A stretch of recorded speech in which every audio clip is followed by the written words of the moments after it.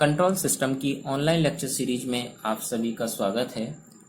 पिछले लेक्चर्स में हमने ट्रांसफ़र फंक्शन की स्टेबिलिटी ज्ञात करने के लिए पोल्स और जीरो की लोकेशन के बेसिस पर विश्लेषण किया था। मीन्स पोल्स की स्थिति क्या है एस प्लेन पर, उसके आधार पर सिस्टम स्टेबल है, अनस्टेबल है या मार्जिनली स्टेबल है, उसके बारे में जानकारी ली थी। और फिर हमने स्टेबिलिटी ज्ञात करने के लिए नेसेसरी कंडीशन के बारे में पढ़ा था। नेसेसरी कंडीशन क्या थी कि अगर कोई पॉलिनोमियल दी हुई है तो पॉलिनोमियल में सभी कोफिशिएंट जो हैं वो समान चिन्ह के होने चाहिए, एक जैसे चिन्ह के। और दूसरी कंडीशन हमने पढ़ी थी कि कोई भी एस की पावर का टर्म मिसिंग नहीं होना चाहिए पॉलिनोमियल में से। ओके, अगर ये दोनों कंडीशन सेटिस्फाई होती हैं तो भी हम ये नहीं कह सकते कि सिस्टम स्टेबल है। सिस्टम स्टेबल है अथवा नहीं, उसके आगे के एनालिसिस के लिए हमको राउथ हर्विट्ज़ क्राइटेरिया की आवश्यकता पड़ती है। राउथ हर्विट्ज़ क्राइटेरिया द्वारा सिस्टम की स्टेबिलिटी निकालने के लिए सबसे मेन बात यह है कि हमें उसके पोल कैलकुलेट नहीं करने होते हैं कि पोल कहाँ कहाँ हैं, ना ही पोल्स को हमें ग्राफ पर ड्रॉ करना होता है कि पोल्स की स्थिति क्या है। इसके लिए हमको सिर्फ कैरेक्टरिस्टिक इक्वेशन चाहिए होती है, जो कि क्लोज लूप सिस्टम्स के ट्रांसफर फंक्शन से हमको मिल जाती है। तो राउथ हर्विट्ज़ क्राइटेरिया को एग्जीक्यूट करने के लिए मेनली दो स्टेप की आवश्यकता होती है। तो पहला स्टेप जो होता है वो होता है राउथ टेबल बनाना। राउथ टेबल कैसे बनती है। दूसरा स्टेप होता है कि राउथ टेबल को इंटरप्रेट करना। राउथ टेबल को इंटरप्रेट करते हैं और पता करते हैं, राउथ टेबल से पता करते हैं कि left half plane, right half plane और जे ओमेगा एक्सिस पर कितने कितने पोल्स हैं, और फिर उसके बेसिस पर हम स्टेबिलिटी ज्ञात करते हैं। ओके, सो राउथ हर्विट्ज़ क्राइटेरिया में बेसिकली जो क्लोज लूप सिस्टम होता है उसका जो ट्रांसफ़र फंक्शन हमको मिलता है, ट्रांसफ़र फंक्शन का डिनोमिनेटर ही हमारे एनालिसिस में यूज होता है। ट्रांसफ़र फंक्शन का न्यूमरेटर हमारे किसी काम का नहीं होता है राउथ हर्विट्ज़ क्राइटेरिया में। ओके, तो स्टार्ट करते हैं। मान लीजिए कि एक क्लोज लूप सिस्टम का ट्रांसफ़र फंक्शन कुछ इस तरीके से दिया हुआ है। मान लीजिए ये एक इनपुट है RS, आउटपुट है आपका CS। Close loop transfer function TS जो है वो दिया हुआ था NS/DS। ओके, तो जैसा कि हमने कहा है कि जब राउथ हर्विट्ज़ क्राइटेरिया से स्टेबिलिटी एनालिसिस करते हैं तो हमें सिर्फ डिनोमिनेटर की आवश्यकता होती है, जो न्यूमरेटर है इसकी आवश्यकता नहीं होती है। तो हमने न्यूमरेटर को एज इट इज़ लिख दिया। मान लिया कि जो डिनोमिनेटर है इसका एक्सप्रेशन कुछ इस तरीके से था, like this: A6s⁻6 plus A5s⁻5 plus A4s⁻4 plus A3s⁻3 plus A2s⁻2 plus A1s⁻1 plus A0। इस तरीके का एक्सप्रेशन था।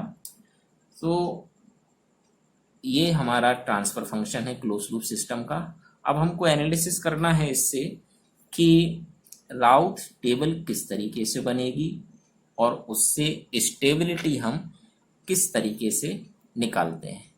ठीक है, तो ये जो पूरी इक्वेशन है, ये नीचे वाली जो इक्वेशन है, इसको हम एक बार दोबारा साफ साफ लिख लेते हैं और फिर राउथ टेबल को इससे एनालिसिस करेंगे।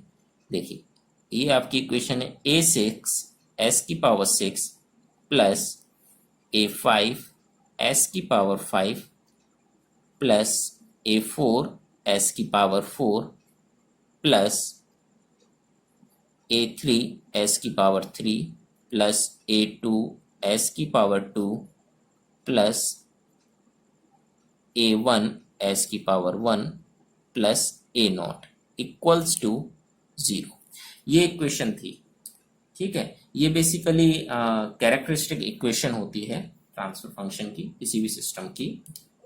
सो सबसे पहले हम क्या करते हैं, राउथ टेबल बनाने के लिए जो भी पॉलिनोमियल दी हुई है उस पॉलिनोमियल को इस तरीके से लिख लेते हैं कि s की सबसे बड़ी पावर से शुरू किया जाए और उस पावर के घटते हुए क्रम में अरेंज कर लिया जाए। ओके, जैसे S6 हमने लिखा, फिर 5 4 3 2 1, डिक्रीजिंग ऑर्डर ऑफ s की पावर, उसमें हम इसको अरेंज कर लेते हैं, ठीक है। तो इसके बाद फिर क्या होता है कि जो राउथ टेबल की रो 1 होती है और रो 2, ये दो रो होती हैं। तो रो 1 में हम S6 s की पावर 6 को लिखते हैं, रो 2 में नेक्स्ट पावर s की पावर 5, इसी तरह रो 3 में अगली s की पावर नीचे आती जाती हैं। लाइक दिस, रो 3 में मान लीजिए S4, उसके बाद S3, उसके बाद S2, like this S1 S0। Okay, इस तरीके से हम s की पावर को अरेंज करते हैं। अब रो 1 में जो s की पावर 6 है, इसके सामने कॉफिशिएंट लिखे जाते हैं।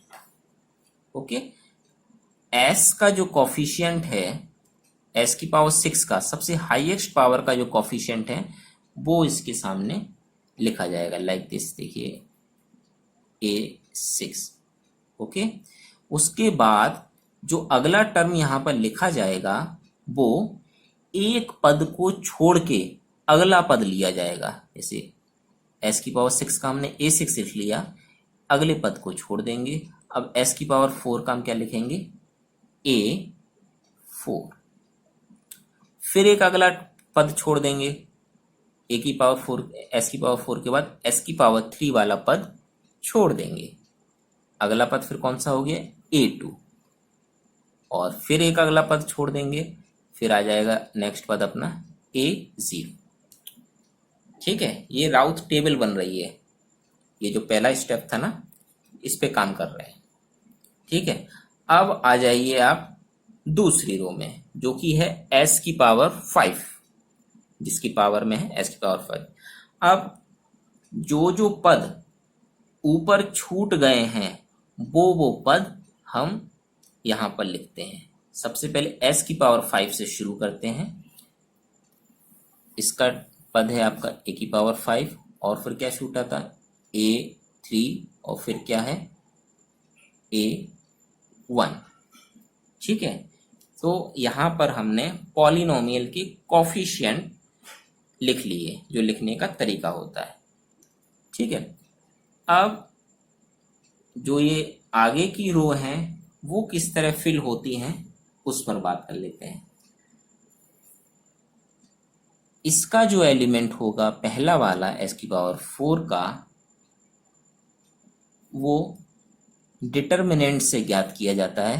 देखिए डिटर्मिनेंट किस तरह से होता है और क्या क्या एलिमेंट होते हैं। डिटर्मिनेंट पहले कॉलम के एलिमेंट, जो दोनों एलिमेंट है पहले कॉलम के, A6 A5।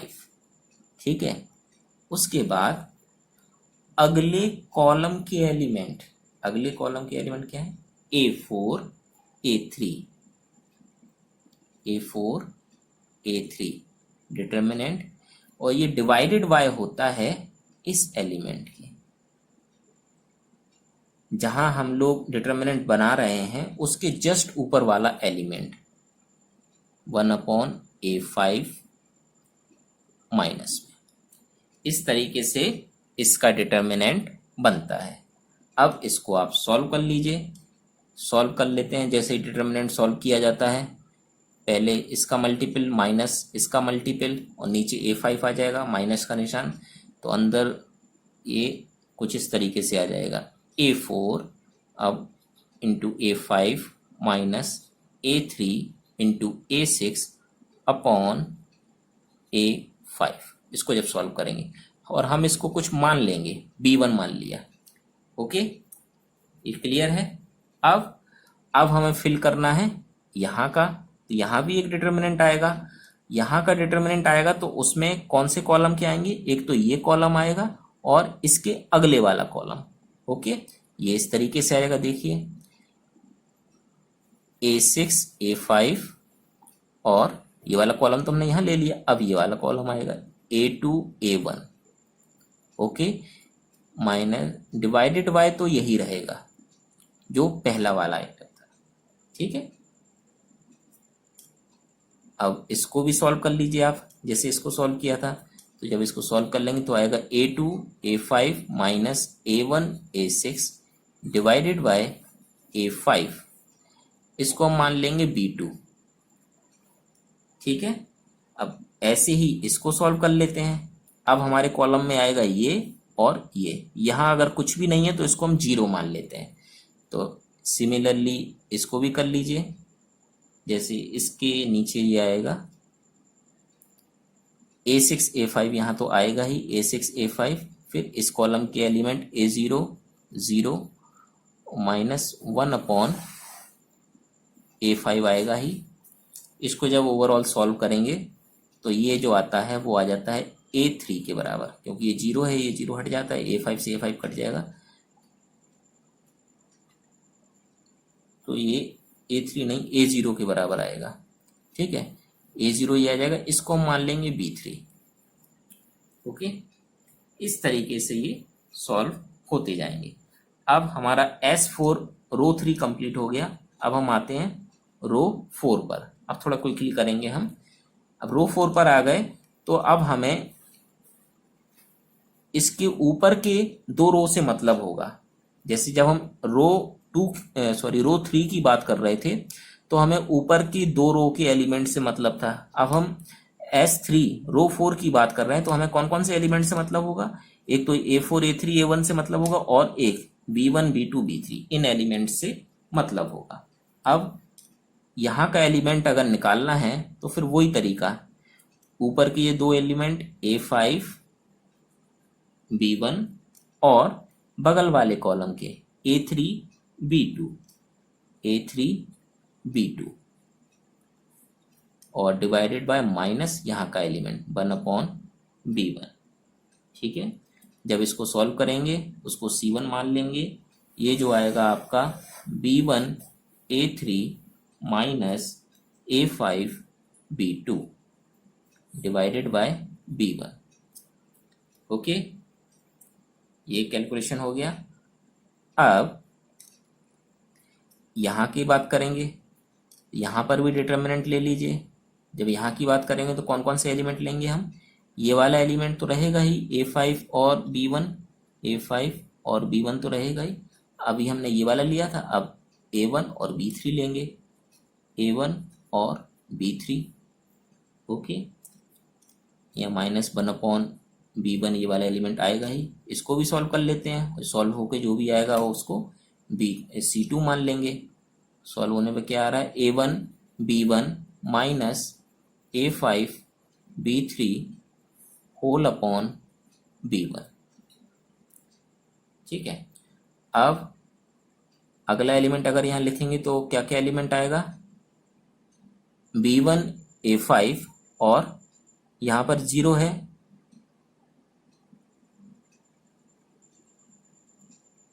यहाँ पर भी 0 है, चौथा एलिमेंट जो है, चौथा एलिमेंट यहाँ है ही नहीं है, यहाँ भी 0 है, तो ये 0 0 ही आएगा, इसको सॉल्व करने की जरूरत नहीं है। ओके, अब बारी आती है S2 की। सिमिलरली जब S2 मीन्स रो 5 की बात करेंगे तो हमें सिर्फ इसके ऊपर के दो एलिमेंट, दो रो से मतलब होगा। मीन्स अब मतलब होगा B1 C1 से, B2 C2 से और B3 और 0 से। ओके, सो ये देख लेते हैं इसके बारे में भी।